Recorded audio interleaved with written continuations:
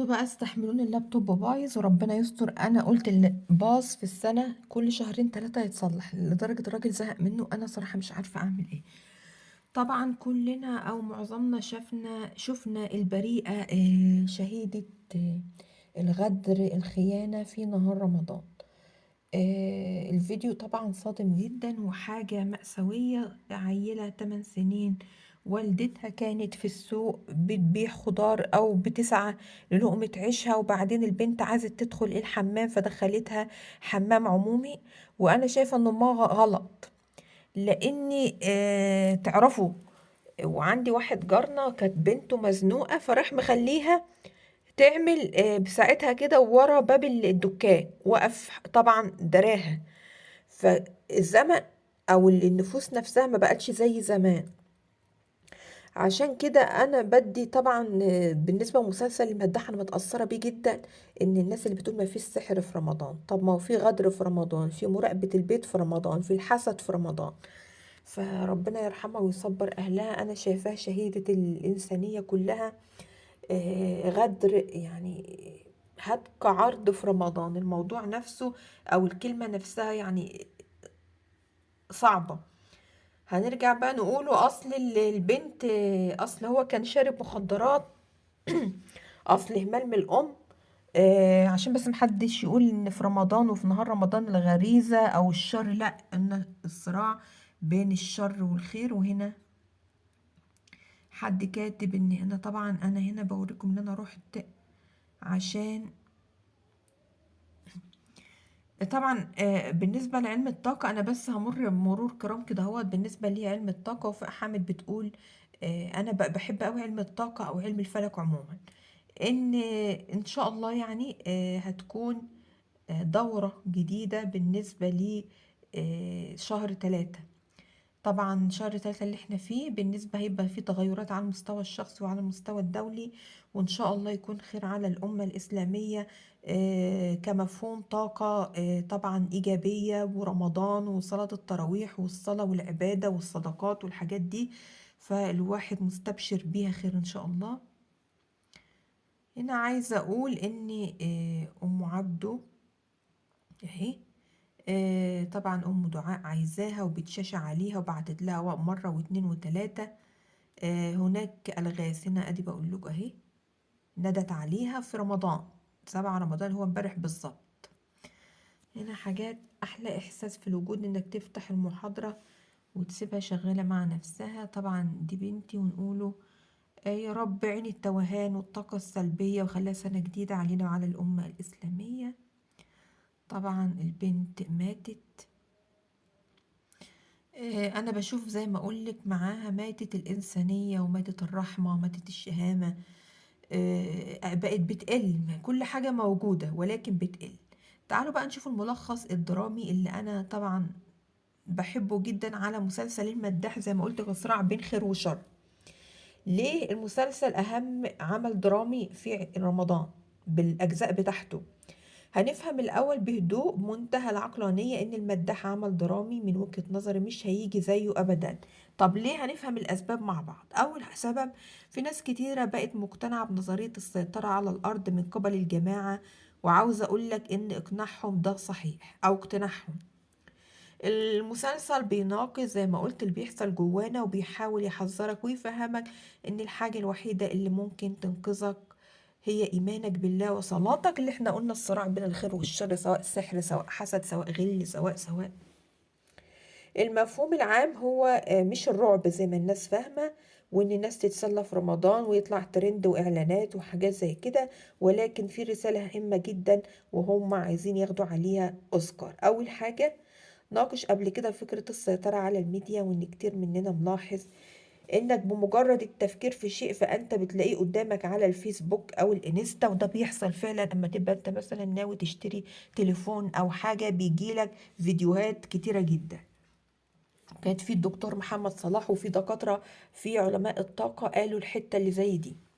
حاجة تانية، فكرة القتل ومفهوم الطاقة السلبية اللي احنا عاوزين ننشروها، زي قضية الست اللي قتلت ابنها وأكلته، وزي مذبحة بني مزار اللي كتبت عنها قبل كده، وغيرهم من الجرائم اللي أصحابها بيقولوا إنهم ما كانوش حاسين بحاجة وقت ارتكاب الجريمة، ودي اللي احنا بنقول عليها هتك العرض يا أم بوسي، اللي هو الساحر الشيخ سعيد أو السحرة بيلجأوا إن هم يسيطروا ويهيمنوا على الدماغ أو الإرادة بتاعة الإنسان، وبيحصل بعد كده اعتداء على البنت. بتقولك أنا ما كنتش في وعي.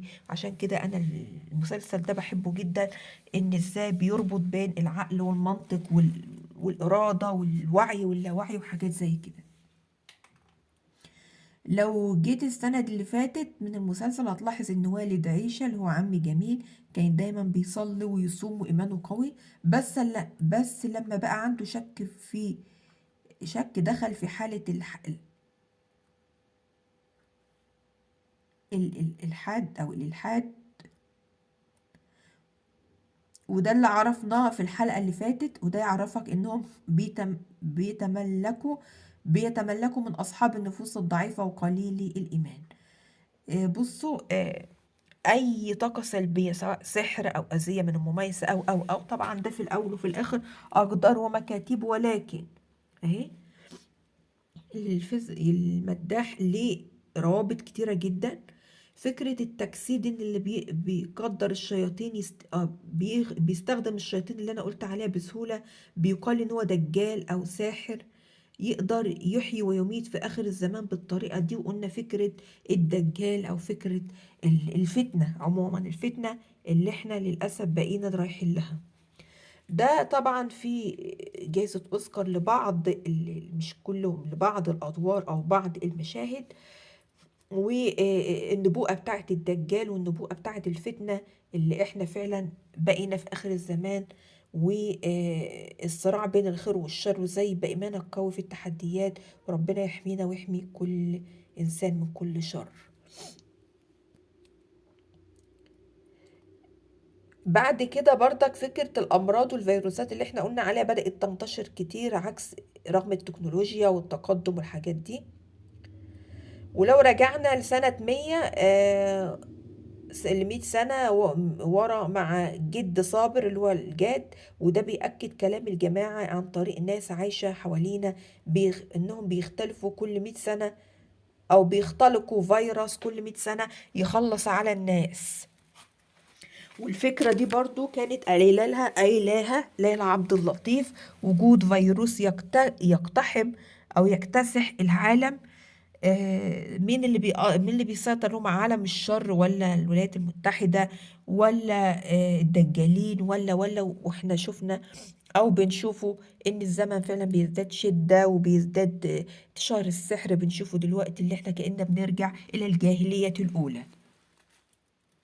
كمان نمرة 5 بيسلط الضوء على العرافين اللي احنا بنقوله عليهم واللي مش بيصدق كلامهم. وطبعا طالع عرافة في المسلسل مي كساب، وده إسقاط مباشر على ليلى عبد اللطيف اللي مصدعانا من سنين، وتأكيد فكرة إن كل شيء طبعا بيحصل بقدر، ولكن بيكون متخطط له من جماعة معينة أو اتجاه معين.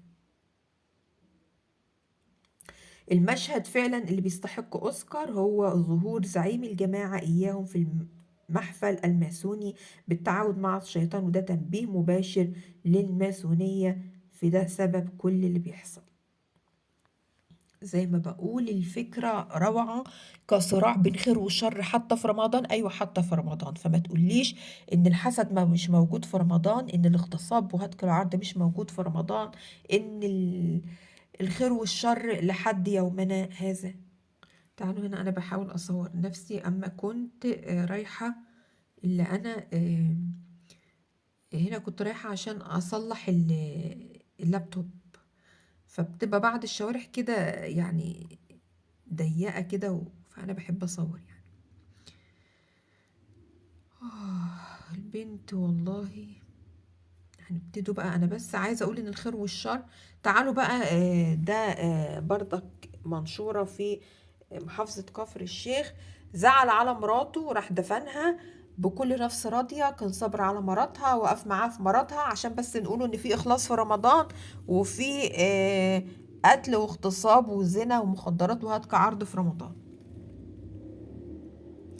وبعد كده الكلام ده الظهر راح صلى العصر بنفس راضية، سمع الخطبة أو الدرس اللي هو بتاع العصر، وبعدين توفاه الله. وكان من الناس المحترمة، هو يعتبر يعني قريب مننا، حوالينا في الشوارع اللي حوالينا. تمام. وأطلب منكم الرحمة. كان بيوزع فلوس وبيوزع شنط، وإنسان يعني سبحان الله من الصابرين. أنا أحسبه صبر على مراته، أدب، احترام، صيام، الرضا بقضاء الله وقدره. فربنا يرحمنا جميعا. فالمداح يا جماعة مأثر فيا جدا زي ما قلت، لأن ليه أبعاد كتيرة جدا بيمس ليها أو بيلمحها من خلال قوى الشر. طبعا اللابتوب بايظ، هنبتدي نعمل فيديو بسيط، وهو هحاول اسيب لكم صورة ازاي لو عندي مثلا حاجة مصدية، مفتاح او مفك او كده. الحاجات اللي انا هقول عليها: اول حاجة قشر الموز. تاني حاجة لو طماطماية معفنة او هترميها. تالت حاجة لو برتقان أو سفندي بردك معفن. وقلنا قبل كده إن المادة بتاعت العفن اللي انت هترميها أو نقول عليها حامضة أو بايظة، دي فيها مادة بتكون بتطرد أو بتزيل الصدى. عندك بعد كده الملح الخشن، عندك بيكربونات، عندك خل.